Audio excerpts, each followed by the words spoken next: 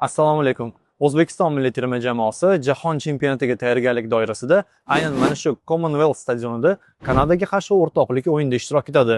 Mazkur o'yin Edmonton vaqti bilan 1-iyun soat 19:00 da, Toshkent vaqti bilan esa 2-iyun tongi 6:00 da start oladi.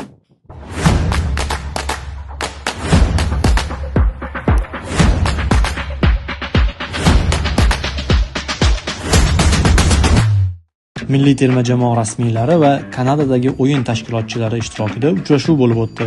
Unda ertangi bahsga doir bir qator masalalar, xususan o'rtoqlik o'yini reglamenti, xavfsizlik, translyatsiya, media va tibbiy yo'nalishdagi masalalar yuzasidan fikr almashildi.